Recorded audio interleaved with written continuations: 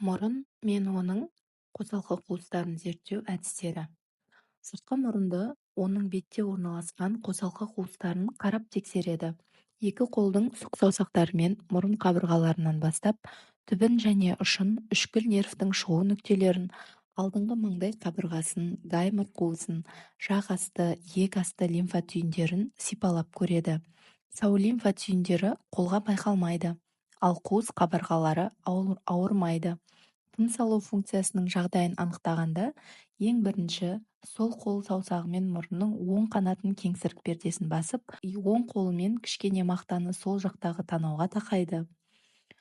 Науқастан ішке және сыртқа тыныс алуын өтінеді. Мақтаның қозғалысынан мұрынның өткізгіштігін анықтайды. Мұрынның келесі жартысының өткізгіштігін де осы әдіспен анықтайды. Бұл тексерісте мұрын арқылы тыныс алу еркін, қиын немесе тіптен болмауы мүмкін. Мұрынның тыныс алу функциясын ринопневмометр аппараты бұдан да дәлірек анықтайды. Иіс сезуді өлшеу мұрынның әр жартысына иісі бар заттарды кезек иіскету немесе ольфактометрді пайдалану арқылы анықталады. Иіс сезу дұрыс болса нормосмия деп аталады, нашар болса гипосмия деп аталады, бұзылған болса кокосмия деп аталады, немесе жоқ болса аносмия деп аталады. Мұрын қуысын қарауды риноскопия дейді. Инструмент арқылы алдыңғы, ортаңғы және артқы риноскопия түрлері жасалады. Алдыңғы және ортаңғы мұрын кеңейткішпен, артқы риноскопия мұрын жұтқыншақ айнасымен жасалады. Сонымен қатар рентген сәулелерін қолдану арқылы мұрын мен оның қосалқы қуыстарын, сүйекті бөліктерін зерттейді. Олардың тік және бүйір проекцияда рентгенографиясы жасалады.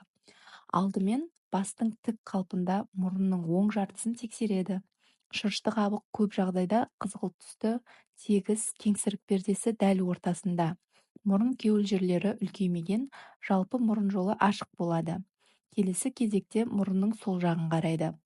Мұрын кеңейткіші түктерді қысып алмас үшін бронхитті толық қапсырмаған жағдайда шығарып алу керек.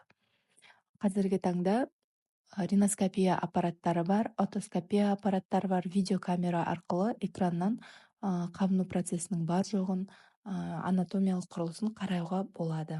Балаларда жарақат алып қалмас үшін гибкий эндоскоп қолданылады.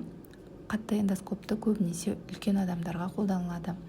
Балдар басын алып қашпас үшін осы гибкий видеоэндоскоп бұл өте ыңғайлы болып табылады.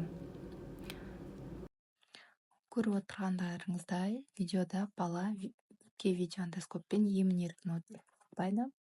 Ал жоғарыда ересектерге арналған видеоэндоскоп ол жесткий деп аталады.